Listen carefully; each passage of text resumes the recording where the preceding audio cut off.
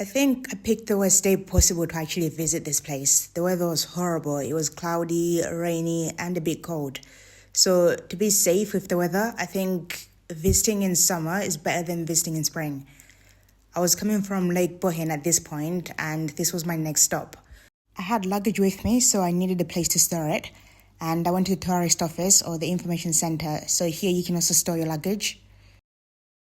I don't remember the exact price, but you get charged per bag, and it's not that expensive. They close at 5 though, so you can only keep the luggage till 5 p.m. I also asked for things I could do in like Bled.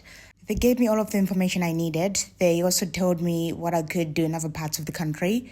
The staff was so nice. When I was leaving, I actually asked them for directions to get to the station where I needed to be to take the bus to Ljubljana. They gave me the directions, but somehow I still got lost. And eventually, two of them bumped into me, and they were like, one of us is also going to the station, so if you want, you can come along with us, and we'll take you there. They took me there, so I thought that was so nice of them to do so. At the information center, you can also buy souvenirs, and if you want some kind of Slovenian merch or something, you can also find it there. I went on a boat ride. You can easily find boats just outside the information center. Most boats will take you to the Bled Island. On your way there, you even get a better view of the mountains. These are the Julian Alps. They're one of the most scenic mountain ranges in Europe. Even though it was a bit cloudy, I could still see how beautiful this mountain range is. I just can't imagine how beautiful it actually looks on a clear day. The water should look even more, I would say, greenish or bluish, so a bit more like Ljubljana. The island is quite small, and apparently it's the only natural island in Slovenia, and it's famous for the picturesque Church of Assumption. It sits right at the top of the island, and to get there, you actually need to take a lot of steps. These steps right here. And apparently there's also a tradition where the groom carries a bride up to the 99 steps, all the way to the church for good luck. The church is still an active church, so people can actually have weddings, mass. It also serves as a pilgrimage site. This is the church. Next to the church is the provost house. This is now a museum and a ticket office. Before, it used to house clergy. There's also a cafe. It's the only food spot on the island. And guys, please, when you visit some of these beautiful places, have some civic sense. Don't litter or have some kind of antisocial behavior.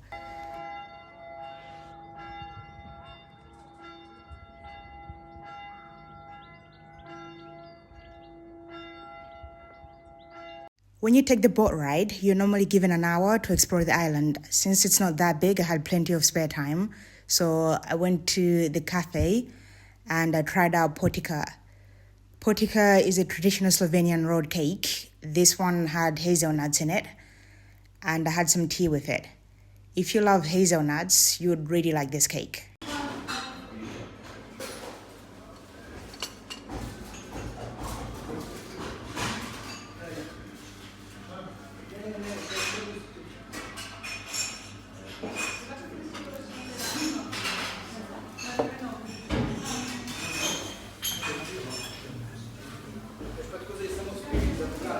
When I was on the island, it was mainly just tourists, and the locals were just the ones actually working there. So it has no roads, cars, and the total area is actually 8,000 square meters, so it's very small. Each direction from the island is actually so beautiful, but as I said, visit in summer because this video is not even doing this place justice.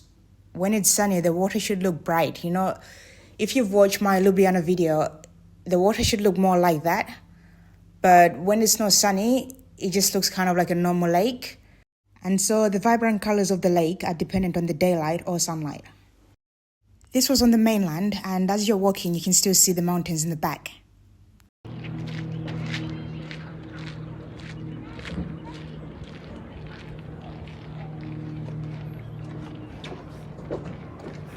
The atmosphere on the mainland was so chilled, and honestly, I was expecting to see a lot more tourists, or maybe it's just the day I was there. This was on a Monday, so maybe it would be a bit different during the weekend.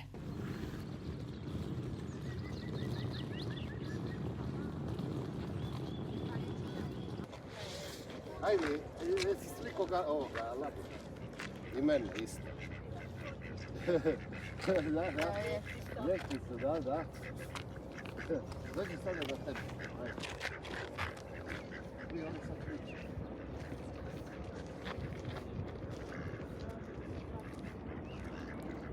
Gledaj mene. So yeah, you get to see a lot of small wildlife as well when you're in Bled. Like these little tiny birds. I saw so many of them.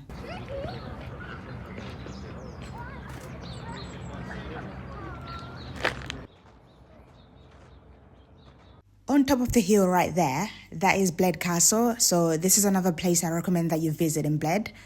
From there, you can see some really amazing views of Bled. At the castle, you're also going to find a museum. It tells the story of Bled and the region. There's also a printing workshop where you can see the old style book printing. There's a wine cellar. This is where you can bottle your own wine. It has a restaurant, cafe, and a small chapel. If you want to take the best pictures in Bled, then I also recommend that you go to Ojstrika viewpoint and Mala Osojnika. I don't know if that's how it's pronounced, but just check the subtitles for the spellings. Another thing you should do is try the Bled cream cake. To make sure you make the most out of Bled, I recommend that you visit for a full day.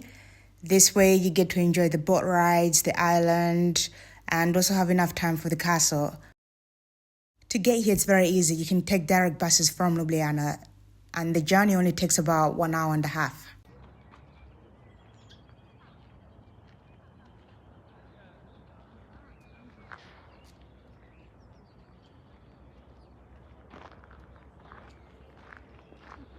Anyway, thank you very much for watching. I hope to see you in the next video. Bye.